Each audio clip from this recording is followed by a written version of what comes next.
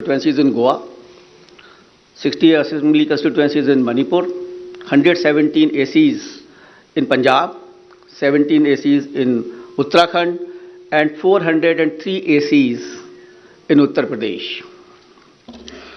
The Constitution of India places upon ECI the solemn responsibility to conduct timely elections.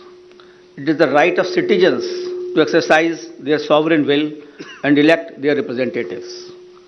For the past 2 years, the impact of COVID-19 has made conduct of elections extremely challenging. All those present here today and those listening to us have been part of this journey, full of trials and tribulations. It is our duty to see how to conduct elections in a manner that protects both the voters and the vote. As the country faces a surge of COVID cases and emergence of a new variant, Commission would like to explain in some detail the new protocols that have been put in place for conducting forthcoming elections in a free, fair, participative, accessible and safe manner. But before that, we would like to tell you something about the basic preparations which we have done. We work with 3 broad objectives this time, and foremost is the COVID-safe election. Second is hassle-free, comfortable voting experience to the voters, and third, the maximum voter participation. Friends, for the last 6 months, the entire election machinery was gearing up for these elections.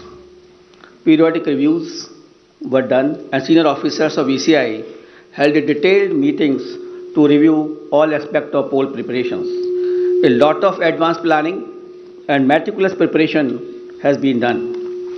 In the month of December 2021, Commission visited the poll-bound states to review poll preparedness, and we also had a virtual meeting with the political parties of Manipur and their officers. We discussed with various political parties and elicited their views and suggestions. We also met the chief secretaries, DGPs, DOs, SPs, and various enforcement agencies in the states on various issues of preparedness. As the COVID cases showed a resurgence, especially in view of the new variant of concern, that is Omicron, Commission held meetings with Health Secretary, Government of India, and health experts as well, health secretaries of the states. We also had discussions with the Union Home Secretary on this issue. After taking all these views and the opinions and the ground situation, we decided to announce elections to the 5 states with safety norms in place. At the heart of election process lies the sanctity and absolute veracity of the electoral roll. Subsequent to the recently conducted special summary revision exercise, the final electoral roll has been published on 5th January 2022 with 1st January 2022 as a qualifying date and is available to all political parties. Commission laid emphasis on registration of new age voters, women, and persons with disabilities. A total number of 18.34 crore electors, including service voters, will take part in this election, out of which 8.55 crore are women electors. As a result of the hard work done by our officers in the field, we have some very encouraging figures to share with you. And there was a lot of emphasis on increasing the gender ratio. That is, the women's participation in electoral process. And I'm happy to say that it has been increased in all the 5 states. And as compared to the last assembly elections, and with Uttar Pradesh witnessing the maximum increase of 29 points, followed by Goa 24 points, Manipur 19 points, Uttarakhand 18 points, and Punjab 10 points. With this result, the gender ratio of various states is as under: Goa 1056, Manipur 1065, Punjab 902, Uttarakhand 928, and UP is 868. As many as 24.9 lakh first-time electors, that is between the age of 18 and 19, have got registered in the 5 states. And out of these, first-time women electors are 11.4 lakhs. In the 5 foregoing states, a total of 13.01 lakh PWD voters and 31.47 lakh senior citizens 80 plus age have been mapped. Their participation has been increasing and their presence at the polling stations serves to inspire the younger generation. Service electors, the personnel and security forces deployed in India's far-flung borders, and mission staff, 5.29 lakh service voters will vote in coming elections. After the electors, I would like to tell you about the polling stations. Another area of focus for the Commission has been the facilities available at the polling stations. We had instructed all COs and all DOs to visit all major polling stations to see and to ensure that all assured minimum facilities are available on all the polling stations. And like AMF, like drinking water, waiting area, electricity, ramps, toilets has been made available at all polling stations. All polling stations shall be necessarily located at ground floor for the accessibility point of view. They will be equipped with all COVID mitigation facilities like sanitizers, thermal scanners, masks, gloves, so that they are absolutely safe to our voters. And in view of the pandemic situation, the maximum number of electors at a polling station has been reduced from 1,500 to 1,250. With this particular reduction in the number of voters at a station, we have to increase our polling stations to 30,330 more, and now the total number of polling stations is 2,15,368. So the number of polling stations have been increased by 16% than the earlier assembly elections of 2017. Another significant indicator of the pressure on polling booths is the average number of voters per polling booth. By reduction of these numbers, our numbers of range from 672 in Goa, 688 in Manipur, 699 in Uttarakhand, 862 in Punjab, and 862 in UP. So these are comparable to the best in the world. On an average, these are the numbers for per person for per polling stations. So all stations are less than 1,000, and you see 688, 699, which is very comfortable, and we can give a very good polling stations experience to the voters.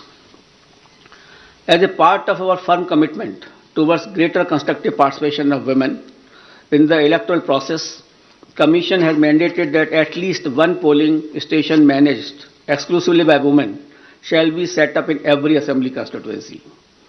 Our officers have identified even much more than that. There are 690 assembly constituency, but we are setting up a total of 1,620 such polling stations that will be totally manned by women staff and the women security personnel as well. This will definitely empower the women, will set an example for others. The women can come freely to cast their votes without any hesitation and without any problem. Similarly, some polling stations will be exclusively managed by persons with disabilities. That will also give a sense of confidence to the persons and an inspiration to others. We have made special arrangements for PWDs. Commission is truly committed to ensuring a comfortable polling environment to persons with disabilities.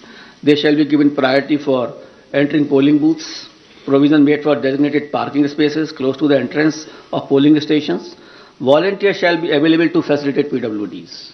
Wheelchairs will be arranged. All polling stations will be having a gentle ramp so that there should be no problem to our persons with the disabilities. We have made arrangement for the postal ballot facility for absentee voters, and 3 types of absentee voters have been identified, that is the senior citizens with the age above 80 plus, the PWDs with the benchmark disability, and those who are COVID affected. A polling team consisting of 2 polling officials along with a videographer and security will then go to elector's house along with the voting compartment and get the electors to vote on the postal ballot. That is just like ECI at the doorstep of the voter. Candidates will be provided a list of such electors along with route chart and a schedule so that they may send their representative accordingly. Therefore, there is absolutely transparency as far as this absentee voter is concerned. We have also given a facility of online nomination to the candidates. This is an optional facility, and we would like the candidates should use this facility so that the physical contact can be reduced and online facility can be fully utilized by the candidates who are coming for contesting the poll.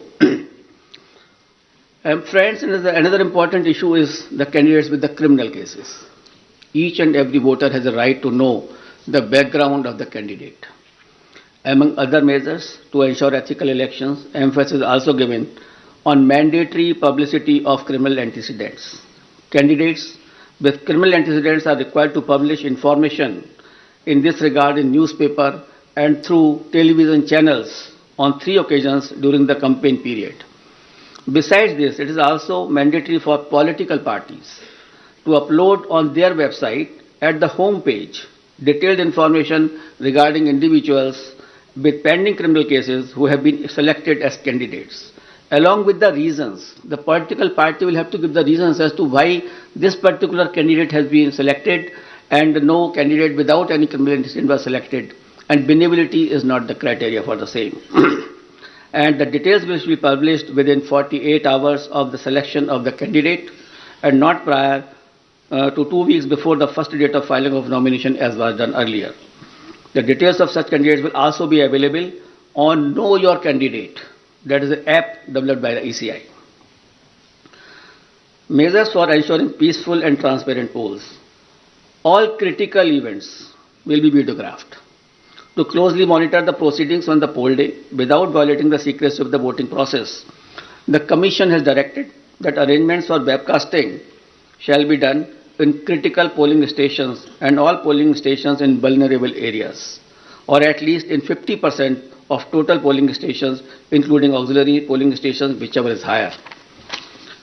We have seen the preparations of the officers in this regard. The officers have been guided that absolutely on objective criteria, the critical stations and the vulnerable areas should be selected.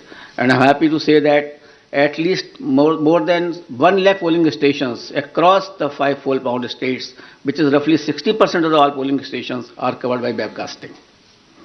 To ensure further transparency, officers of the civil services drawn from IAS, IPS and IRS and other account services shall be deployed as central observers in the coming elections. Nearly 900 observers, general observers, police observers and expenditures observers will keep a watch on every aspect of elections in the field. The special observers will also be deployed if necessary. Another important issue is the expenditure monitoring. As you are all aware that only 2 days before we have increased the limit of candidates for the ensuing elections as far as the expenditure is concerned, from 28 lakh to 40 lakh. As per revised limits pertinent to these 5 elections, the limit on candidate expenditure for the state of Punjab, Uttarakhand and UP will now be rupees 40 lakh, and for Goa and Manipur it shall be rupees 28 lakhs. And this also has been increased in view of keeping the digital modes of communication and the campaigns. The Commission has zero tolerance towards abuse of money power and misuse of the government machinery, as some of the political parties have mentioned to us. Officials have been instructed to monitor expenditure-sensitive constituencies and ensure comprehensive and coordinated actions. Conducting inducement-free and ethical election is of a prime importance for the Election Commission of India. Commission, wherever had gone to all the 5 states, held meetings with all enforcement agencies, whether it is from income tax, the DRI, the excise department, the railways, the airport authorities. All enforcement agencies were met. We met all the enforcement agencies. We saw their positions. We directed them that no illegal money, no illegal, this alcohol, or any freebies or drugs can be distributed. They will have to, increase their efforts in this regard. We had monitored the seizures which were made by them so far. We have asked them to expedite the seizures. We have asked them to block the flow of liquor into their estates which are coal bound. So a comprehensive plan has been prepared by them also. And again, when we will go, we will have to examine it. We have to see that we are absolutely for inducement-free elections in all the 5 states. Voter EVMs in all the polling stations, the EVM and VVPAT will be utilized, and Commission has already made arrangements to ensure availability of an adequate number of EVMs and VVPAT for the smooth conduct of elections. I'll also mention about the important IT tools which are important for the election purposes. And the first is the Suvidha app, which has been developed for all political parties, and they can fix their campaign areas. They can ask for the grounds through that app. They need not to require to go to any place, to the DO's office, or there is an app on which they can directly apply.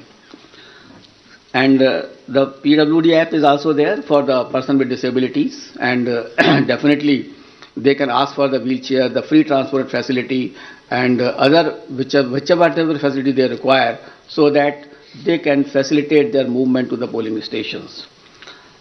An important app is the C-Vigil application. We would like, for any election purpose, it is Jan Bhagidari, the pupil participation, which is important for any good election.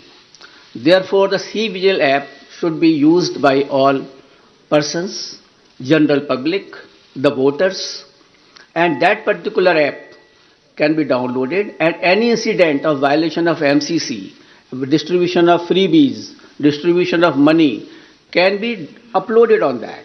You just take a picture, click it, send it. And within 100 minutes, the Election Commission of India's officer will definitely reach to that place, because automatically latitude and longitude are available with us on that particular thing.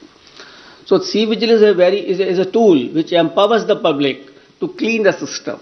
And we request and we earnestly request the persons that they should use this C-Vigil app. And it has been used also by some of the states where very good results had come to us. And by this methodology, even the candidates, the political parties and ECI will have a complete control that where is the freebies distribution or the defacement of the property of anything like that, or a violation of MCC, that will come immediately to our notice, and action will be taken accordingly. The model of conduct of court, the MCC, comes into effect immediately from the announcement of schedule. Commission had made elaborate arrangement for ensuring the effective implementation of MCC guidelines, and any violation of these guidelines would be strictly dealt with. I also like to mention about the sweep activities. Friends, sweep initiatives, that is the systematic voters education program which we have, is a very important program through which we reach to the voters, and we want voters to be aware about their rights. The voter should be aware about the polling booth safeties. The voter should know how to how to go to the polling stations, how to cast their vote, how to use EVM. So this is the basic thing, and how to increase the participation of the voters. That is a very big thing before us. So through our sweep activities, we will make outreach programs to our voters to make them aware about the safety standards at the polling booth, so that they can be assured that the polling booths are absolutely safe. We will tell them about the assured minimum facilities which are available on the booth. And similarly, a voter's guide, a small voter guide, will also be provided to the voters along with the EPIC card. And the first time voters will also be given a letter giving in a voting and the various features as to how the elections are to be conducted, to make them empowered actually. Until and unless you make the voters empowered, until and unless they realize their duties, and unless they are absolutely informed, the election process will not be clean. So it is our endeavor through the sweep activities or otherwise that outreach program should be absolutely vibrant and we can reach to the voter. And one more important area for the voter participation, that we have identified all the polling booths where the voters' participation was less in comparison to the earlier years or otherwise also, that the national average or the state average is suppose 80%, and then we have identified the polling stations where it was much less. So the targeted intervention will be made by the sweep activities, by the BLOs, and to find out that why that particular percentage was less. For a strengthening of the democracy, it is essential that all persons should participate. The 60% or less or 50% participation is not sufficient. And the Election Commission of India is trying its level best to make a targeted intervention to motivate the persons that they should come out to the polling in large number of the cases. Now I come to COVID protocols and COVID safe elections, I think for which many persons are waiting and a lot of queries are coming even before announcement of the polls. I will start that there were a lot of queries on this issue, that what will happen, what is going to happen. But I would like to start with a very, couplet. यकीन हो तो कोई रास्ता निकलता है, हवा की ओट भी लेकर चिराग जलता है. So therefore, यकीन होना चाहिए. We should have a yaqeen, we should have a faith, we should have a absolutely belief that we can pass through this particular pandemic also through our safety measures, through our proper following of the COVID appropriate behavior. Only then we can sail through effectively, safely into this election process, as has been done in earlier past elections also. The decision to go ahead with scheduled elections was taken after much deliberation, discussions, and careful analysis of the ever dynamic situation. The situation is very dynamic. It is not static. Nobody can predict. Nobody could have predicted earlier also, a month before. So the situation is very, very dynamic. Let me go back to the Constitution of India on this issue. Article 172(1) states clearly that every legislative assembly of every state, unless sooner dissolved, shall continue for 5 years, and no longer. So the period of any constituency is only up to 5 years and no longer. Any postponement of the assembly may result in a situation which denies people of that state the right to elect an accountable government of their choice. The government will have to be of their choice. It is a democratic process. Democracy forms part of the basic structure of the Constitution, and holding of timely election is the essence of maintaining democratic governance, and this task has been given to the Election Commission of India to hold timely elections. Commission has directed that all central state government officials deployed for election duty shall be doubly vaccinated. So all the officials who will be on the election duty will be doubly vaccinated. On the recommendation of the ECI, the Union Health Ministry has issued orders on 8 February 2021 that all election officials and employees will be treated as a frontline workers, and all eligible officials shall be given a precautionary booster dose accordingly. So these persons will also be given a booster dose, the precautionary dose also. With this, all polling officials who are on the poll duty will be fully safe. So I have spoken that my booths are safe because my booths are fully sanitized, and all provisions of the gloves, sanitizer and everything is there. And here are the polling officials who are the safe. We have directed on our visits also and otherwise also, we have directed the chief secretaries of all polling going states to accelerate the first and second dose of vaccination to all eligible citizens above 18 years. Wherever we have gone, in all the polling stations, we have reviewed the situation of the vaccination. And as you people have also reported, you have also informed that we have asked the chief secretaries to expedite this first dose as well as second dose to my electors of this country. And let me share with you the vaccination program. They have accelerated the vaccination of the persons of various states. Let me share some vaccination figures with you. Data is on January 7th, 2022. In Goa, more than 95.8% people have been vaccinated with both the doses. So almost all population of Goa has got double vaccination. And in Uttarakhand, people have got 99.6% people have got their first dose and 83% have got the second dose. So in Uttarakhand also, the large number of population is vaccinated.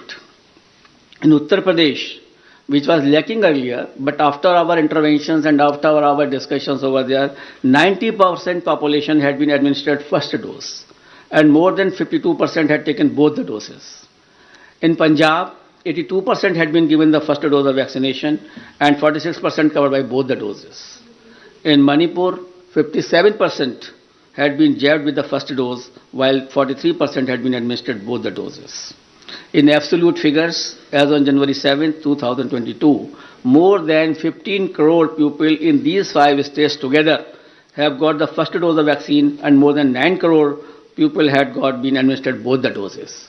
So this was regarding the safety of electors. There are 3 components of the elections: polling booth, polling officials, and the electors. So the Commission has taken steps that all these 3 should be the safe area. As far as the electors are concerned, most of the persons have got the vaccination, as I have just mentioned to you. The polling officials are doubly vaccinated with the booster dose also.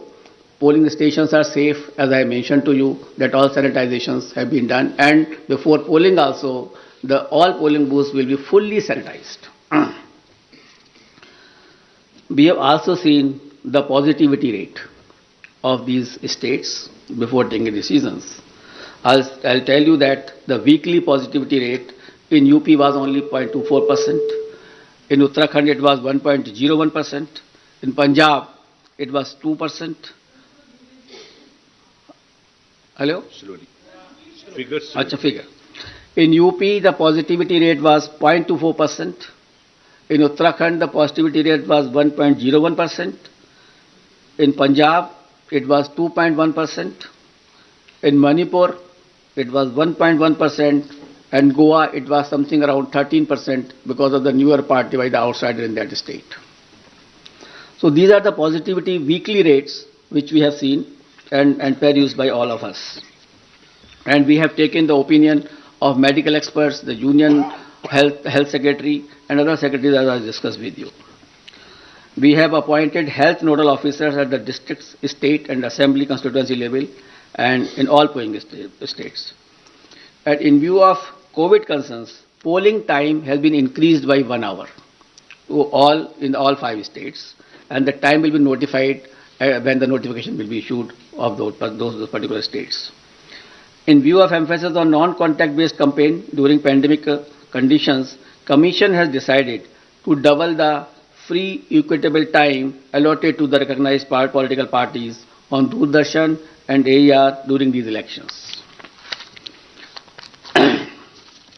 It is expected that all stakeholders, namely political parties, candidates, campaigners, voters, and authorities engaged in the election process shall be conscious of their prime duty towards public health, safety, and therefore shall abide by the general instructions and other norms of COVID-appropriate behavior as mandated by the respective authorities prescribed.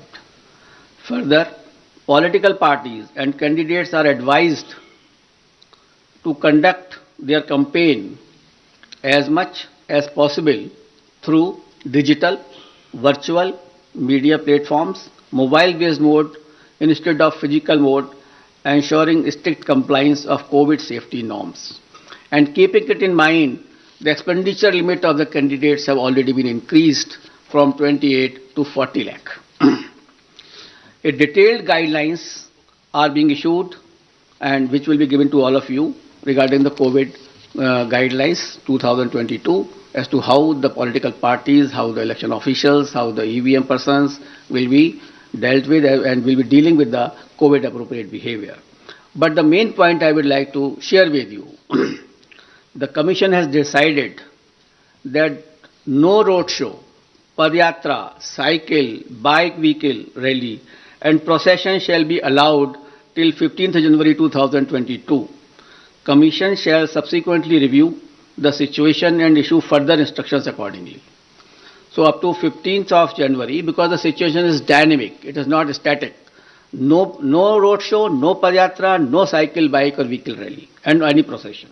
Similarly, no physical rally of political parties or probable candidates or any other group related to election shall be allowed till 15th January. Commission shall subsequently review the situation, considering the situation of the pandemic, and issue further restrictions accordingly. So, up to 15th of January, there is absolutely a moratorium of physical rally and physical road shows. Between 8 p.m. and 8 a.m., no rallies and public meetings. Similar like a campaign curfew that on any campaign day. That will continue. No nukkad sabhas will be allowed on public roads, roundabouts, or public streets or corners. Fifth, no victory procession after the counting shall be allowed, and not more than 2 persons shall be allowed to accompany the winning candidate or his or authorized representative to receive the certificate of election from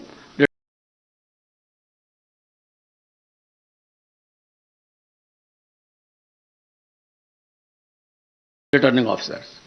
So we are reducing the physical contact, physical availability, and we are saying that more and more virtual and virtual rallies, virtual campaign should be done. However, physical rallies during the campaign period, if after considering the situation, which is very dynamic, and when permitted after the decision of the Commission, shall be conducted subject to adherence to COVID-19 guidelines. The maximum limit of persons allowed for indoor and outdoor rally meetings shall be as per existing directions of SDMAs.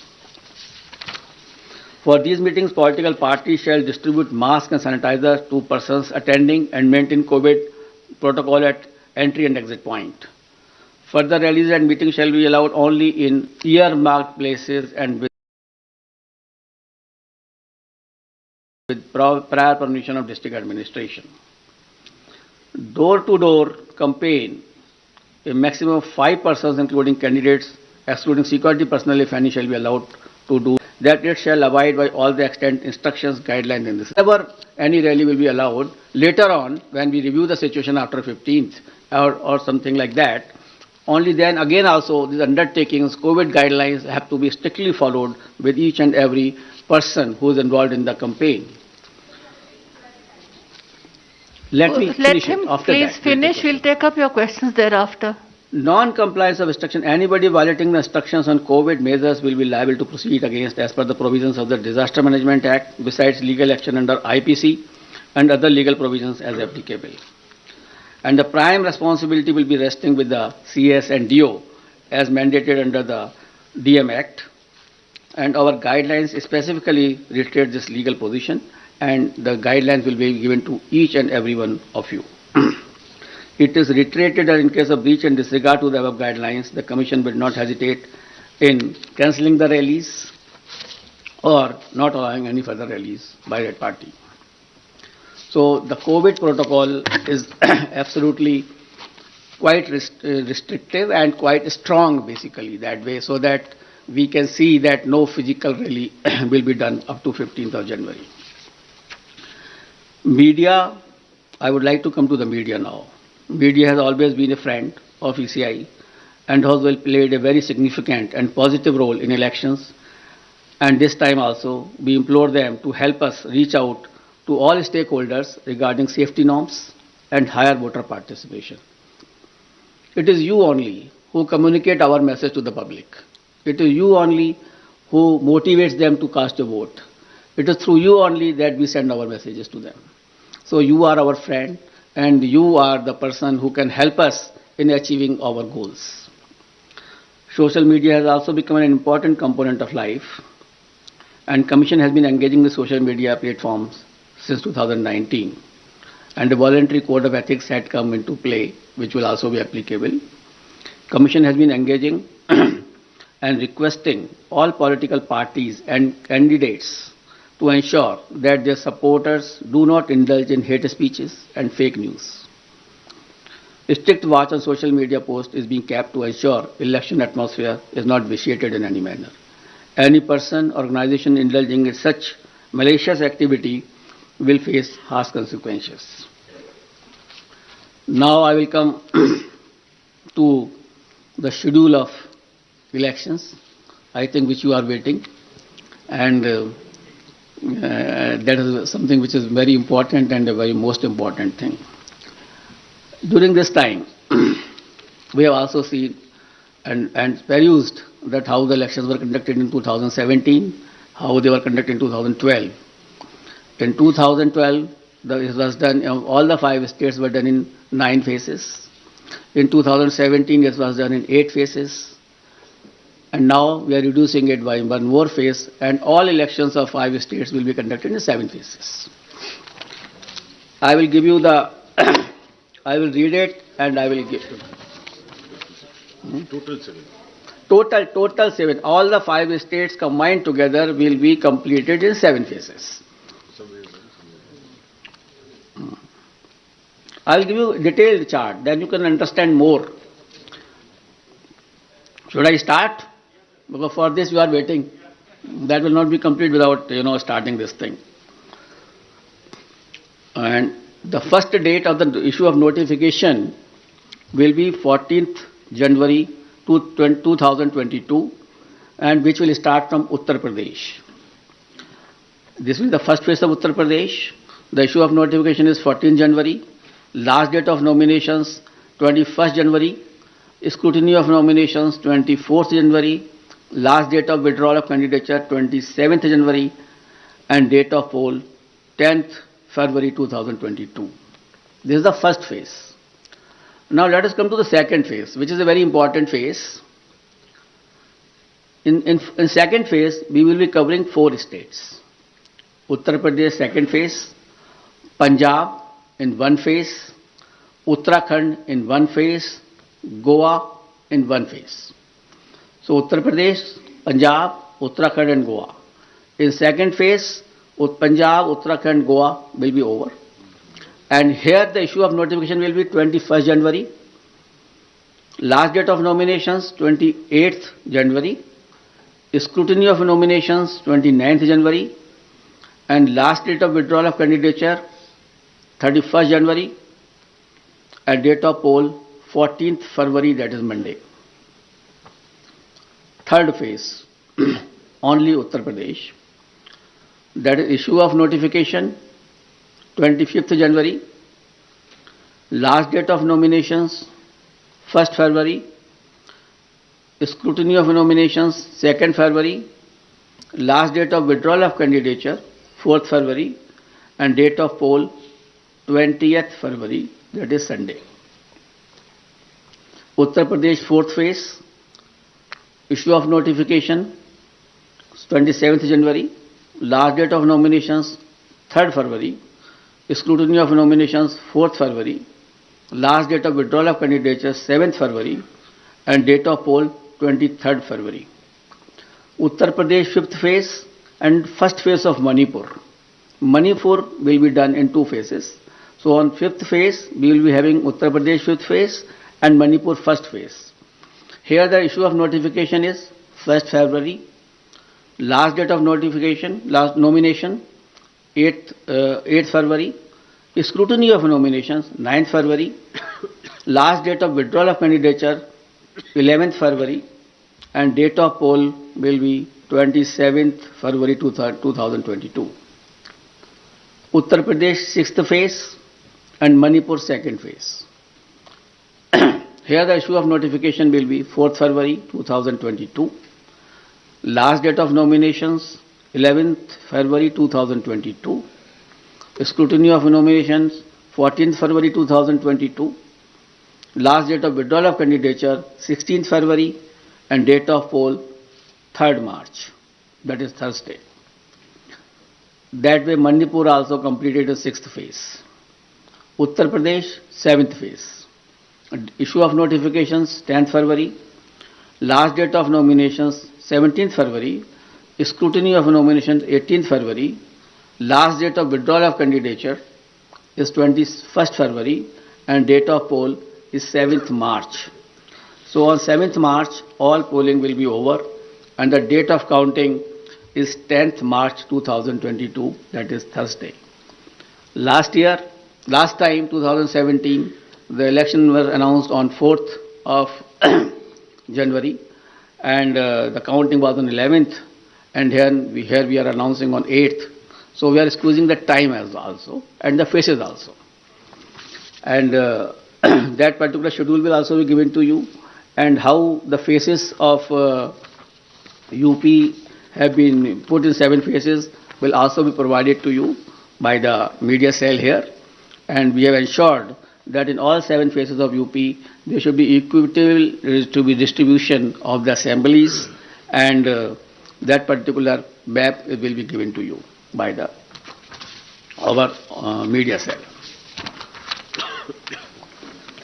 Now we call upon all voters in these 5 states to come out and vote as enthusiastically as they have always done in the past, especially the senior citizens, persons with disability, and women. Your presence at the polling stations, despite many odds and personal circumstances, is nothing short of being truly inspirational. Our fervent appeal to all stakeholders to maintain COVID-appropriate behavior at all times. I'm really thankful to my voters who have casted their vote in the earlier elections, during pandemic also, and basically in Bihar, in Assam, in Tamil Nadu, in West Bengal, and in many places, Puducherry, Kerala, in many places, the voter turnout of female was much more than the men. And I am so grateful to all of them that in spite of their the personal inconveniences, they have come and cast their vote. That is the spirit of the voter. That we want that should remain always in their mind. And this is a festival of democracy. They should come out, as I have already enumerated in my earlier paras, that the voters' safety is there, the polling booth is safe, and the polling officials are safe. Therefore, I request to all the voters to come forward and cast their votes. Similarly, I will request to all political parties and entities to mentor their party workers to adhere to COVID safety guidelines, especially during the period of campaign. Let us all remember that the safety of each one of us is our collective responsibility. It is our collective responsibility, and together we can make this happen. Wishing you all the best. Thank you very much.